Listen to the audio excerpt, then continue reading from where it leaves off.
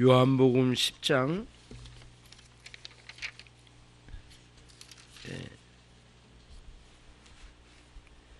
14절로 17절까지 있습니다.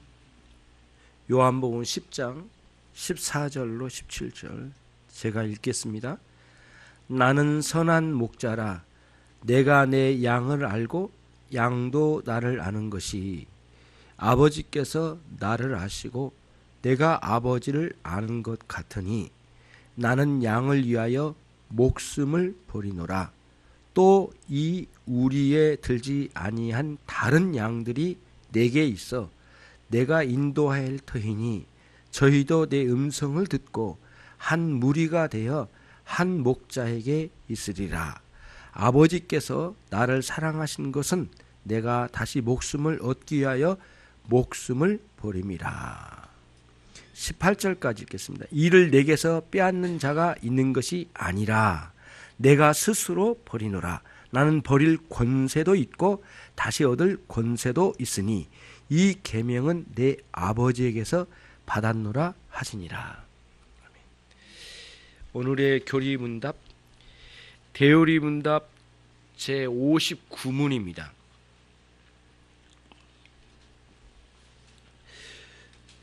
누가 그리스도로 말미암은 구속에 참여할 수 있습니까?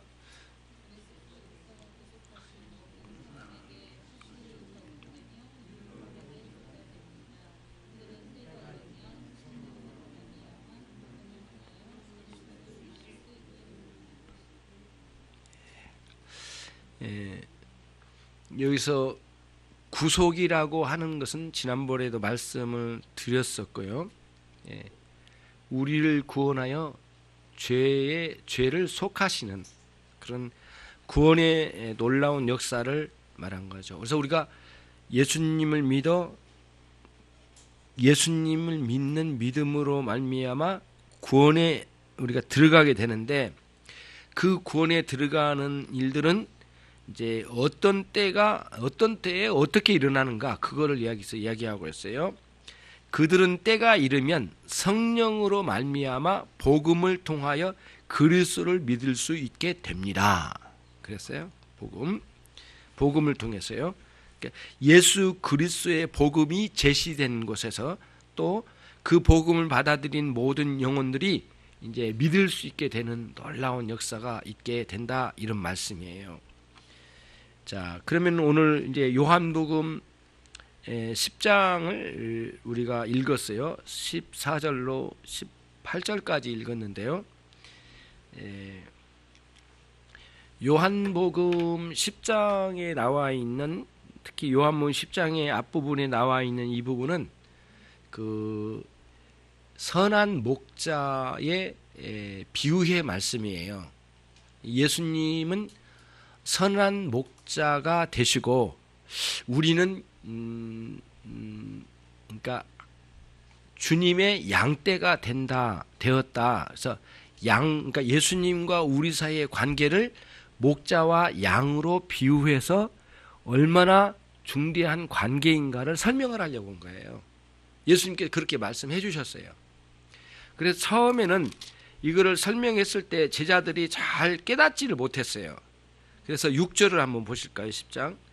예수께서 이 비유로 저희에게 말씀하셨으나 제자들인 저희는 그 하신 말씀이 무엇인지 알지 못한지라. 그래서 1절로 5절까지의 선한 목자 비유의 말씀을 주셨는데도 알아듣지 못하니까 예수님께서 더 상세하게 풀어서 7절부터 오늘 18절까지 설명을 해 주신 거예요. 다시 재차. 본문의 큰 배경이 이제 그런 부분입니다. 이런 내용은 선한 목자장에 관련된 내용은 예레미야서에도 많이 이제 나와 있고요. 그러면은 우리가 시편 23편으로도 한번 가보도록 하겠습니다. 그 부분을 좀 표시해 놓고요.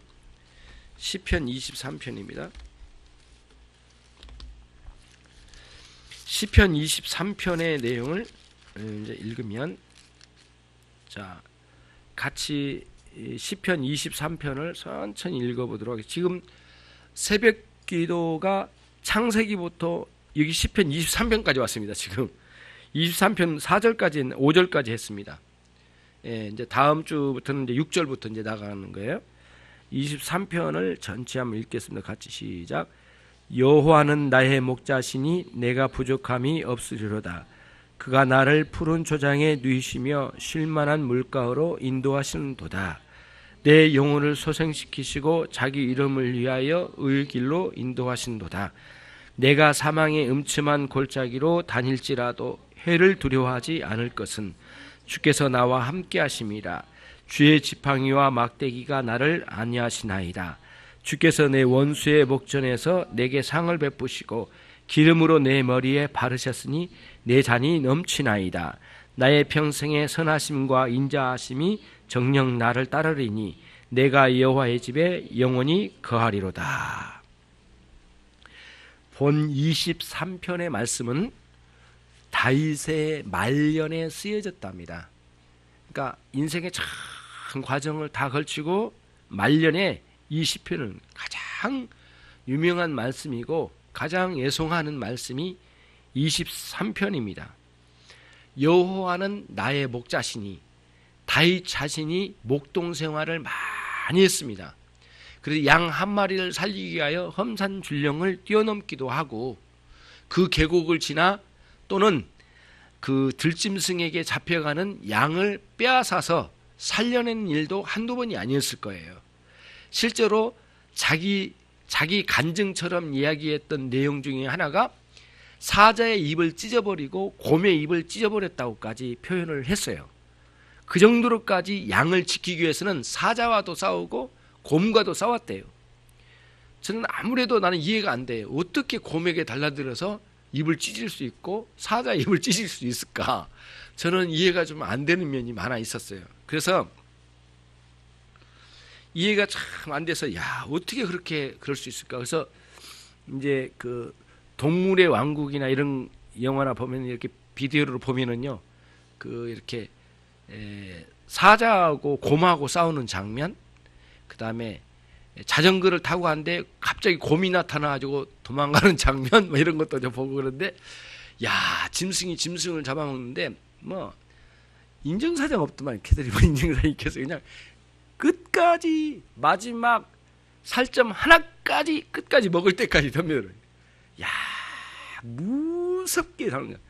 한번 사자나 호랑이가 기린 같은 걸 잡아먹는데요. 이 아이가 이상하게 그쪽으로 가네. 그 목이 길잖아요. 한 5m, 7m 뒤에서 날아가는 거야. 빵 점프해가지고 기린이 그 목이 긴데 그 위를 물고 늘어지 밖으로 떨어져요. 입으로는 물고 두 발로 앞발로는 딱 감싸요. 그리고는 자꾸 물어들이 목을 물고는 자꾸 늘어지더라고요. 기린이 워낙 크니까. 그럼 한참 기린이 막 가다 휘청휘청 하다가 퍽 쓰러지잖아요. 그러면은 다른 사자들이 막 서너 마리가 막 우악 달라들어가지고 끔찍해 그러거든요. 근데 다윗이 그런 것들과 싸우는 거예요. 그런 사자, 이런 호랑이, 곰 같은 거 싸웠대요. 그런 기린도 못 이기고 그렇게 큰 짐승도 다 잡아먹은 바인데 어떻게 이겼을까? 근데 제가 무릎을 딱 쳤어요. 이거다. 골리앗을 때려 눕힐 때 알았어요. 이제 그때 골리앗 때려 눕힌 걸 보고, 본 건 아니죠. 그래서 골리앗 때려 눕힌 거를 읽으면서 이렇구나. 그래가지고 이제 그림을 그려왔어요. 제 나름대로. 다윗이 이제 물맷돌을 들고 이제 물맷돌을 돌리는 그 글을 보니까 이렇게 돼 있더라고요. 어떻게 돌리는가 했더니 큰 이렇게 넓은 끈 같은 게 있잖아요. 끈이 길어요. 넓고 좀 길어요. 그러면 한쪽에다 묶는 거예요. 한 손에다가. 오른손잡이는 오른손에 묶겠죠. 그리고는 끈이 이렇게 길게 늘어질 거 아니에요. 그러면 끝부분을 한 손으로 묶인 손으로 또 잡아요. 이렇게. 잡고 이렇게 끈이 이렇게 늘어져 있으면 제일 끝부분에다 이만한 돌멩이를 한다는 차돌배기 같은 걸, 차돌 같은 걸 집어넣는 거예요. 그리고는 이거를 있는 힘을 다해서 돌리는 거죠. 원심력에서. 엄청나게 세게 돌리는 거죠. 이렇게 사거리까지 올 때까지, 이 돌이 떨어져서 정확히 맞힐 수 있는 거리까지 돌리면서 기다리고 있는 거죠. 이렇게 계속 엄청난 속도로 돌렸다가 딱 놓아가지고, 이게 한 손을 놓으면 묶었던 이거는 그대로 있고 요 놓으면 쫙 돌이 날아갈 거 아니에요. 풀어지면서.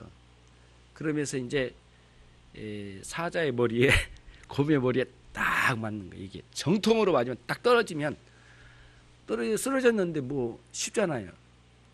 그럼 저도 가서 입 찢겠네요. 이제 그때부터는 그럴 수 있겠더라고요. 야, 그럴 수 있겠다. 그래서 사울왕 앞에서 내가 사자의 입을 찢고 곰의 입을 찢었나이다. 네가 어떻게 가서 골리앗하고 싸울래? 물어보니까 그 말을 했던 거예요. 근데 골리앗 떨어뜨린 거 보니까 이제 이해가 되는 거예요. 아, 그럴 수 있겠다. 그러니까 이 돌리는 게 엄청나게 이 명중률이 뛰어나다 이게요. 얼마나 연습 많이 하겠어요 이거를요. 목동들이 하루 종일 옆에 양 풀 뜯게 하고 뭐 하겠어요. 돌구리에서 하루 종일 밥 먹고 이거 도시락 까먹고 이거만 연습하는 거죠. 누가 잘 맞히는가 목동들의 대항 이런 게 있을 거 아니에요. 그래서 최고 MVP도 나오고 그럴까지 막 돌려가지고 빡 떨어뜨리는 거죠. 그러면 손살같이 달려가지고 단칼을 뽑아가지고 입을 찢어서 막 쪼갤 거 아니에요. 제가 한 것처럼 이제 그렇게 이제 할 수 있었다는 거죠.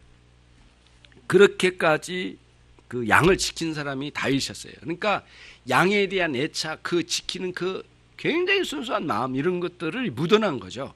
그래서 여호와께서 나의 목자가 되셔서 나를 지킨다는 거예요. 예.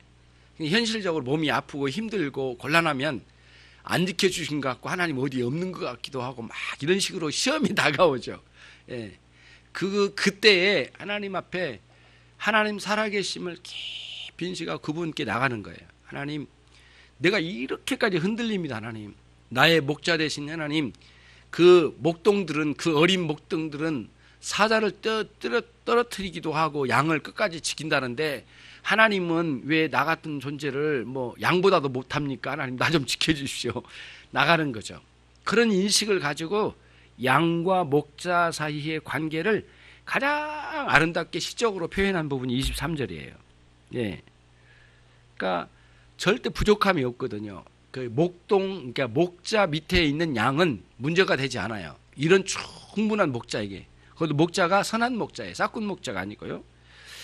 푸른 초장에 누이시며 푸른 초장에 얼마나 좋아요. 그래서 양을 이렇게 양을 인도할 때에 그 목자는 여기에 풀을 뜯으면 다음에 풀 뜯을 자리를 먼저 답사하고 온답니다. 먼저 가서 알아놓고 온대요. 그리고 거의 다 뜯겨지면 다시 인도를 해서 험산줄령을 지나서 이렇게 가가지고 거기서 풀을 또 뜯고 또 다른 데로 옮겨가는 거예요. 그렇게 누이시며 쉴만한 물가로 인도하신도다. 여기서 쉴만한 물가라고 했는데 뭐 삼겹살 구워 먹을 만한 그런 것처럼 느껴지잖아요. 용어가. 근데 그게 아니고 그 잔잔한 물가, 흐르지 않는 물가랍니다. 예. 왜냐하면은 양은 흐르는 물에 무척 약하대요. 겁이 많아가지고 막 물이 흘러가면 막 어지러운 거예요. 이게 물이 흘러가는 게 지축이 흔들린 것 같은 느낌이 올 거 아니에요. 그러니까 겁이 나가지고 물에 접근을 못하는데 물이 잔잔하게 고여 있는 물 있잖아요. 그런 물만 먹는데요. 그러니까 흐르는 물에다가 데려다 놓으면 물을 못 먹고 막 어쩔 줄 모르네. 겁이 나가지고. 그래서 꼭 목동은 흐르는 물이 있다면 물을 고기에 만들기라도 하듯이 해서라도 양들이 안전하게 그 물을 마음껏 적셔 먹을 수 있도록 인도하는 게 목동들이래요. 그런 게 이제 목동들만 알고 있는 그 무엇이겠죠. 그런 것을 여기서 분명히 설명해 이제 의미해 주고 있어요. 이제 그러면서 3절로 내 영혼을 소생시키시고, 여러분 하나님 만나지 않고 다른 방식으로는 우리의 영혼이 소생될 수 없어요. 예, 영혼이 정말 깨어날 수가 없어요. 하나님께서만 우리를 창조하시고 우리의 영혼을 소생시킬 수 있으신 분이에요. 여러분 이런 생각을 해보셨잖아요. 내 존재의 가장 근원적인 부분까지 내려오셔서 역사하실 분이 누군가. 내 영혼 깊은 곳까지 나를 바꾸실 수 있는 분은 하나님 외에는 없다고 지난번에 말씀드렸어요. 아무리 심리학적으로 얘기한다고 해도 내 영혼까지 변화시키지 못하거든요. 결국에는 내 영혼을 조성하신 그 하나님이 원래 그 제작자이신 그분이 AS도 감당하신다는 뜻이에요.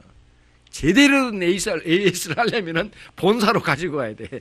우리의 영혼의 본사는 하나님의 나라야. 하나님이세요. 그분께서 고쳐주신다는 거죠. 그런 차원에서 내 영혼을 소생시키시고 이유는 뭐냐? 목적은 뭐냐면 하나님의 이름의 영광을 위하여 그렇게 하시고 우리를 바른 길로 인도해 나가신다.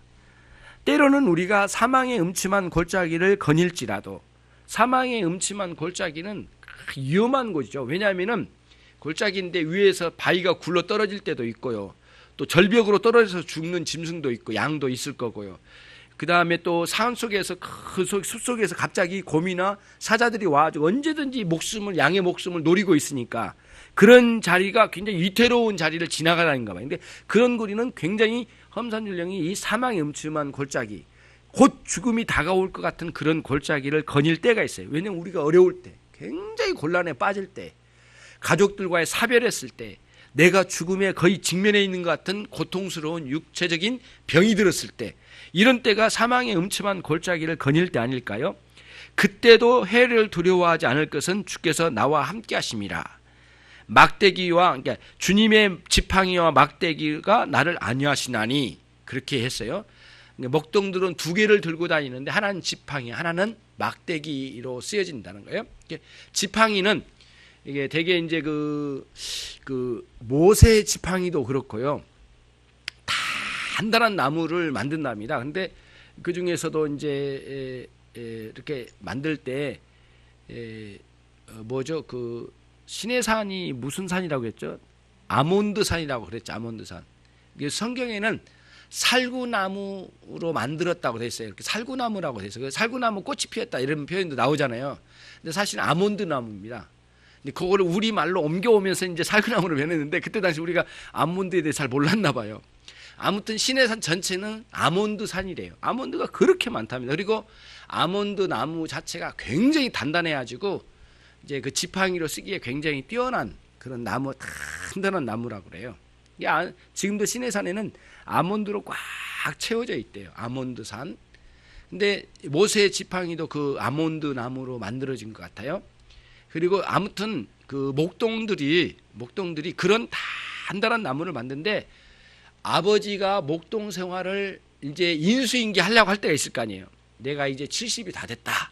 그러니까 네가 오늘부터 이 양떼를 이끌거라. 그런 이제 사업을 인수인계 하실 때 그때에 처음에 이제 목동이 지팡이와 막대기를 준비하는 때가 있대요. 그래서 이스라엘 사람들에게는 목동들이 기념적인 날이랍니다. 그때는 너무너무 환상적인 날. 그래가지고 산에 들어가가지고 이게 내가 평생 쓸 지팡이고 막대기인데 얼마나 귀한 걸 다듬고 만들겠어요. 모양도 좋고 폼도 좀 나고 그리고 용도에 잘 쓰여질 만한 나무를 찾아가지고 막 굉장히 신경 써서 하나를 만든답니다. 지팡이와 막대기를. 실제로 그런데요. 예, 팔레스타인에서. 그럼 만들어 오면 아주 애지중지해서 나무를 지팡이 같은 경우는 이렇게 된 나무겠죠. 끝에가 이렇게 굽어서요. 그래서 지팡이는 주로 쓰여진 게 뭐냐면은 양들이 비탈진 곳에 쓰러져서 곧 떨어지려고 할 때 이 갈고리로 목을 걸거나 몸을 걸어서 끌어올릴 때 쓴대요. 손으로는 잡아 끌어올리지 못할 때는 길게 내밀어서 쭉 잡아 당긴다는 거예요. 건진 거죠. 그게 지팡이로 주로 지팡이가 쓰여진 거죠. 그러니까 우리가 위태로울 때 우리를 걷어 올리는 장면이죠.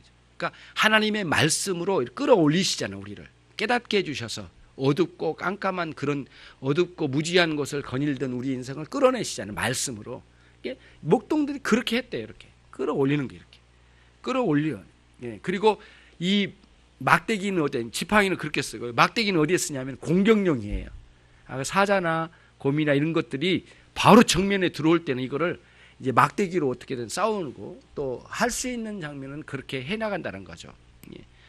만약에 독사 같은 게 지나간다면은 이 막대기로 내리쳐서라도 잡아야 되지 않을까요? 이게 양이라도 물으면 죽으니까. 이런 식으로 막대기와 지팡이가 아주 적절하게 목동의 양손에 이렇게 쥐어져서 쓰여진다는 거예요. 그때에 하나님의 보호하심, 말씀과 성령의 역사하심으로 보호해 주셔서 우리의 영혼이 커다란 안식을 누린대요.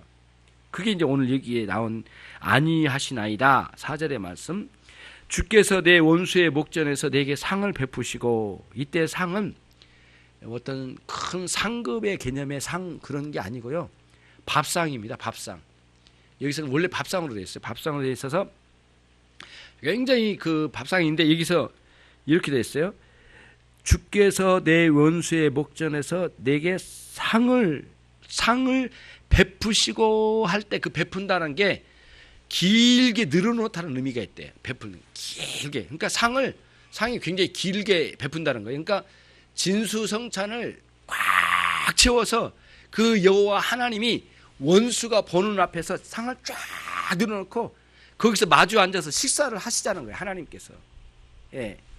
그러니까 엄청난 노리는 그런 세력들이 끊임없이 있긴 있어요. 그 속에서 이 밥상을 차려놓고 나와 함께 식사하자는 거예요. 하나님께서. 목자 되신 우리 여호와께서. 그거를 여기서 이야기한 거예요. 그러니까 이 상을 같이 베풀어서 식사한다는 것은 나를 최고로 대우해 준 거거든요, 여러분. 아니 대충 사준 거 말고요. 짜장면 사주고 그냥 때우는 거 말고 그래서 대화도 하고 안부도 묻고 그다음에 앞으로의 진로에 대해서 기도 제목도 나누고 이렇게 할 거 아니에요. 그러니까 굉장히 상황을 베풀어 주면서 같이 하는 거죠.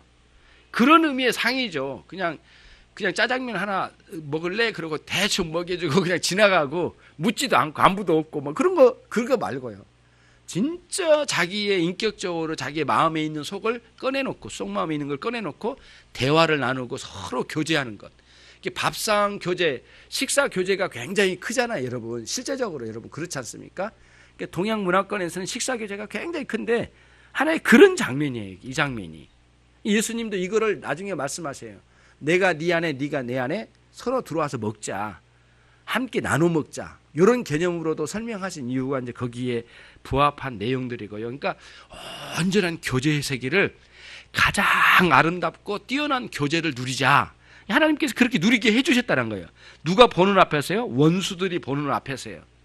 얼마나 다윗을 무너뜨리려고 공격한 사람이 한둘이 아니었단 말이에요. 예, 다윗을 고자질해가지고 넘어뜨린 사람이 한둘이 아니에요. 정말 고통스러운 일이 한두 번이 아니었는데요. 한 번은 이런 일이 있었습니다. 아까 새가족 공부에서도 있었는 내용이 나온 것 중에 하나가 뭐냐면은 다윗이 사울 왕에게 쫓겨 도망갔어요. 그런데 이리저리 도망가다가 자기를 숨겨주는 대제사장과 제사장 무리들이 있는 곳으로 찾아갔어요. 그래서 요즘 내가 사울 왕에게 쫓기면서 너무 위태롭고 위험하고 내 마음이 너무 스트레스를 많이 받고 힘듭니다. 좀 위해서 기도해 주십시오. 이런 부탁도 했을 것 같아요. 제사장들이니까. 제사장들이 한 100여 명 가까운 사람이 모여 있었거든요. 거기에 가서 같이 식사도 나누고 대제사장의 기도도 받고 이제 다른 데로 피신해서 갔어요. 근데 어떤 놈이 그거를 보고는 사울에게 고자질을 버렸어요. 어디에 대제사장과 함께 제사장들이 막 떼거리로 모여 살고 있는데 어디 살고 있습니다.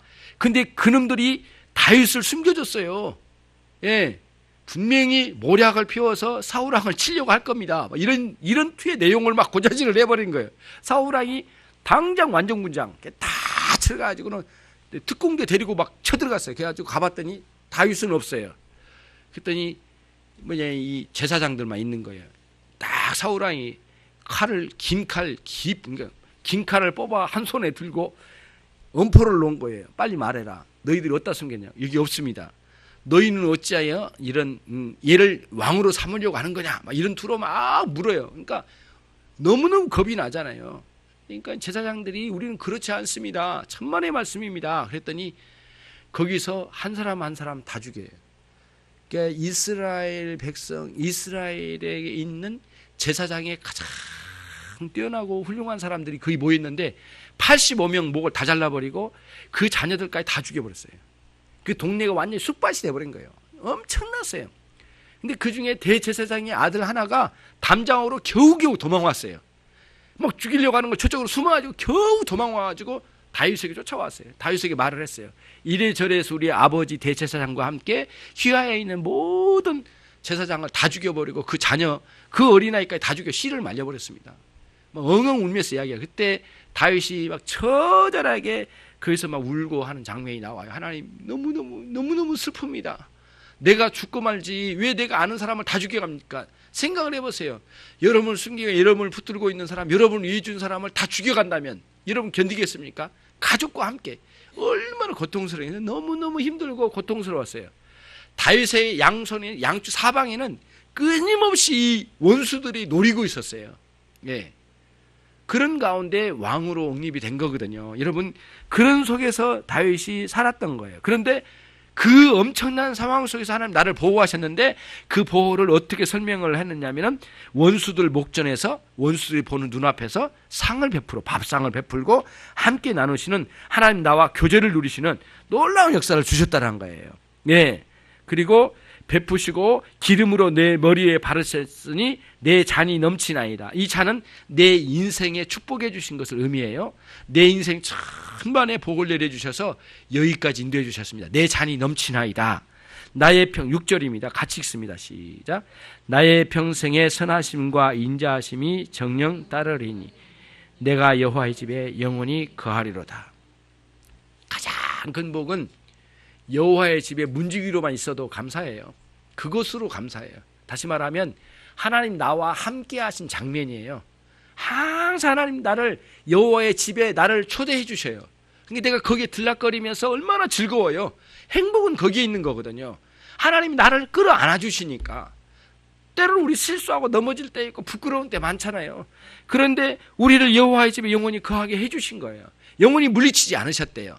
다윗은 이태한 때도 있고 위험한 때가 참 많았지만 한 번도 여호와의 집에서 쫓겨난 적이 없다는 거예요. 요거를 표현하면서 다윗이 23편에서 하나님과의 관계, 하나님은 자기 자신의 목자 되신 여호와 하나님을 찬양했고 감사했고 그거를 다윗이 표현한 거예요. 그러면서 그런 사상들이 이제 뭐라 할까요?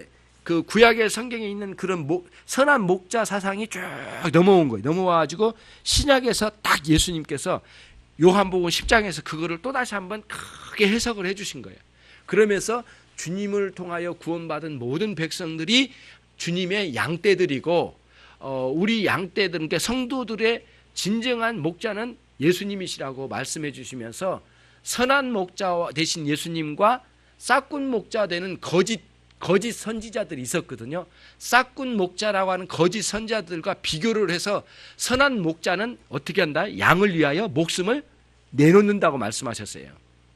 이때 두 가지 측면이 있습니다. 하나는 원론적인 의미에서는 이런 면이 있어요. 반드시 내가 너희들을 위하여 내 목숨을 내놓아 너희를 구원하리라. 이런 십자가의 죽으심의 의미도 한 가지 있고요. 또 하나는 뭐냐면은 내가 매 순간 너희를 위하여 목숨을 내어놓는 정신으로 너희를 섬기겠다. 요거를 의미한 거예요, 여러분. 예. 그러니까 살아서도 목숨을 내놓는 정신으로 우리 주님은 나를 섬기셨고, 나를 이해하셨고, 예수님은 죽어서도 나를 위하여 죽으신 거예요. 살아도 나를 위하여, 죽어서도 나를 위하여 죽으셨다는 거예요. 이게 선한 목자의 특징이에요, 여러분. 예수님이 그거를 보여주신 거예요. 그리고 예수님이 말로만 하신 게 아니라 실제적으로 갈보리 산에서 갈보리 언덕에서 예수님은 나를 위하여 목숨을 내놓으셨어요. 예. 그리고 오늘날도 마찬가지예요. 끊임없이 목숨을 내놓는 정신으로 오늘 우리를 위해 주신 거예요. 계속해서. 이것이 우리 주님 안에 있는 아주 독특한 특징이에요. 여러분과 제가 그런 하나님의 은혜 안에 있다는 것이에요. 예. 예수님의 은혜 안에 있는 거예요. 그거를 여러분이 그냥 그럴까가 아니에요. 성경으로 돌아요. 그럴까? 진짜 그럴까? 성경으로 돌아가면 돼요.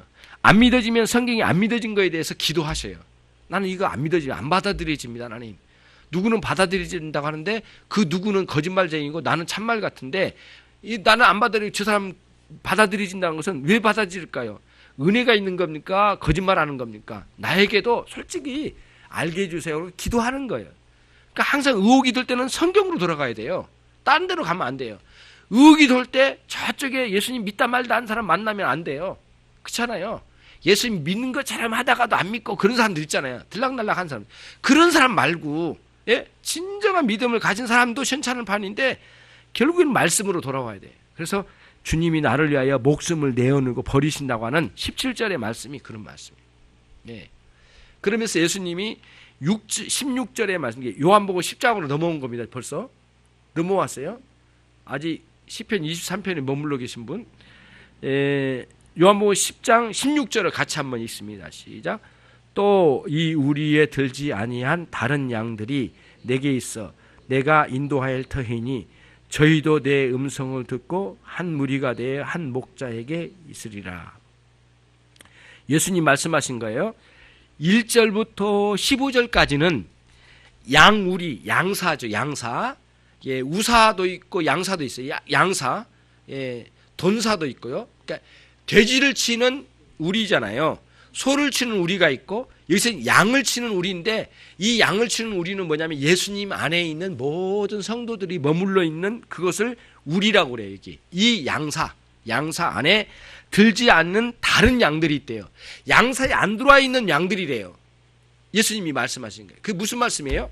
하나님이 선택하여 준비하신 영혼들이 교회 안에 아직 들어오진 않았지만 밖에 있다라는 거예요. 저 안에 밖에 돌아다니는 거예요. 지금 누군지는 우리는 몰라요. 우리는 확인할 수 없어요. 거기까지 알 수가 없거든요. 우리는. 그러나 예수님 말씀하세요. 이 양사 안에 들어오지 않는 다른 양들이 여기 말고 저쪽 밖에도 있다. 그래서 내가 있어, 내게 있어, 내가 인도해야 할 테니 그들을 내가 인도해야 되겠다. 그래서 저희도 나의 음성을 듣고 이 한 무리 교회 안으로 저들도 들어와서 나는 그들의 목자가 되고 그들은 내 양이 돼야 되겠다. 이게 16절의 말씀이에요. 괜히 놀라운 건 뭐냐면 1절로 15절까지는 양 우리 안에 있는 성도들을 위한 내용으로 쭉 쓰여지다가 갑자기 16절에서 확 대반전이 일어나는 거예요. 갑자기 반전이 일어나가지고 교회 밖에 있는 영혼들 안에 구원받지 못한 영혼들을 내가 그들을 끌어들여야 되겠다. 내가 그들을 인도해야 되겠다. 그리고 그들은 내 음성을 듣게 될 거다. 반드시. 하나님의 역사는 지금 이루어지고 있는 중이잖아요. 지금도 계속 교회 안에 있는 사람만 성도가 아니라 아직 들어오지 않는 예비적인 성도들이 밖에 있다는 거예요. 예수님 그거를 말씀하시면서 우리의 관심을 이 양사 안은보다 양사 밖에까지도 눈길을 돌려서 구원의 은총에 이르러야 될 사람들이 있다는 것을 보여주시고 말씀해 주신 거예요. 근데 그때가 언제인지는 알 수 없지만 우리 하나님은 끊임없이 역사하신다는 것을 보여주는 거예요. 그래서 그때가 언제인지는 모르지만 어떻게 일어나는가? 대어리 문답 아까 59문에 그렇게 나왔어요. 그리스도께서 구속하신 모든 사람에게 확실히 이 구속은 적용된다. 그리고 유효하게 효과가 있게 전달되게 될 거다. 그러니까 효과가 있게 되는 것은 분명히 일어나게 된다는 거죠. 그들은 때가 이르면 성령으로 말미암아 복음을 통해서 그리스도를 믿게 될 거다. 그리스도를 믿는데 반드시 복음을 들음으로 구원을 예수님을 믿게 되고 그렇게 하게 하시는 영적인 역사하신 분은 누구냐면은 하나님의 영이신 성령님이 역사하실 때 일어나게 된다는 거예요. 그러니까 양사 밖에 있는 수많은 영혼들을 우리 주님이 기다리신다고 말씀하시고 성령의 역사하심으로 그들을 끌어들이고 그들을 복음을 듣게 하고 듣고 난 뒤에 믿음을 갖게 하는 놀라운 방식으로 구원의 은총에 이르게 된다는 사실을 59문에서 설명을 하고 싶었던 거예요. 여러분과 제가 그런 맥락에서 오늘 말씀을 이해할 수가 있습니다. 예, 참 감사하죠. 예수님은 우리의 영원한 목자가 되셔요. 그렇죠? 그걸 너무너무 감사하고 감격스러워요. 그리고 우리는 예수님의 한 마리의 양이에요. 끊임없이 양들은 눈도 어둡답니다. 눈이 굉장히 시력이 안 좋은 게 가축 중에 제일 시력이 안 좋은 게 양이랍니다. 잘 못 봐요. 그러니까 겨우 보는 게 뭐냐? 앞에 가는 양의 엉덩이밖에 안 보여요. 그러니까 앞에 보이는 엉덩이만 따라가는 거예요. 따라가다 보면 그냥 가는 거예요. 그냥 떼거리로. 근데 이제 뭐냐면은 양은 뒤에서 목자가 모는 게 아니라 양은 저 앞에서 본답니다. 앞에서 양이 소리를 지른대. 딱딱거리는 소리를 지르는. 계속 뭔가 신호를 보내고 소리를 지르면 그 목소리를 따라서 양의 우리 목자 되신다는 자기 양들의 목자의 음성을 따로 구별을 한답니다. 예. 강아지도 그러잖아요. 강아지도. 예? 그렇잖아요. 안 그래요? 강아지를 잃어버렸대요. 예, 한 사람이 잃어버렸대. 강아지를 잃었는데요. 어느 날 봤더니 버스에 내가 키우던 강아지 같은 걸 끌어안고 누가 버스에서 내리고 있더래요. 근데 강아지가 비슷하니까 아닐 수도 있고 길 수도 있는데 모른 척하고 큰 소리로 그 방향 쪽으로 개 이름을 불렀대요. 메리 하니까 그 품에서 팍 튀어나와가지고 와버리더래요. 주인의 음성을 듣는 거예요. 그 강아지를 훔쳐하고 주워서 돌아다니는 사람을 벙찐 거죠. 이렇게 갑자기 품에 나가가지고 주인을 가버리더래요. 그래가지고 강아지를 찾았다고 우리 정금래 권사님이 간증했던가 누가 얘기 주셨는데 누군가 말씀해 주셨는데 아니 우리 성도 중에 한 분이 나에게 이야기를 간증을 해 주셨어요. 실제로 그런 거예요. 그러니까 주인의 음성을 들을 수 있어요. 그러니까 양이 그런데 양이 그게 굉장히 뛰어나대요. 이런 면에 있어서 귀는 밝은데 발도 약하고 눈도 약하여 뿔도 약하고 공격할 줄도 모르고 그래 굉장히 약한 부분이 양은 한 가지 귀만 강해 귀만 밝아. 그래서 목자의 음성을 듣고 산 거예요. 우리 신자는 다른 것도 강해도 좋지만 귀가 좋아요. 귀가 예수님이 들려주신 말씀에 귀 기울여서 그 음성을 따라서 가고자 하는 열망을 가지고 귀 기울여 주님 음성 따라서 가는 거예요. 이게 양과 매우 흡사한 존재예요. 나는 양 되기 싫어. 사자같이 살 거야. 나는 여우처럼 아주 그 날쌔게 돌아다니면서 예수님도 막 같이 웃겨가면서 살고 싶어. 그걸 안 되는 거예요.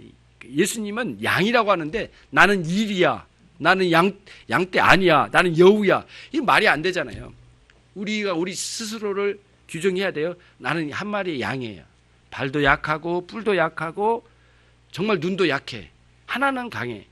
예수님의 음성을 들을 수 있어. 그래서 하나님의 말씀에 참된 말씀을 들려주면 그걸 분별해서 깨달을 수 있는 귀를 가지고 여러분과 제가 일생 주님 따라가면서 사는 것이 우리의 삶입니다. 하나님께서는 이런 방식으로 우리를 이끌어 가신답니다. 기도하겠습니다. 우리 시간 함께 기도하겠습니다. 특별히 우리의 선한 목자 되신 주님, 오늘 말씀을 통해서도 너무 감사하고요. 앞으로도 우리 인생을 이끌어 가실 텐데 선한 목자 되신 우리 주님의 음성을 따라 매일 살아가기를 소원합니다. 저희를 붙들어 주옵소서. 우리 함께 같이 기도하겠습니다.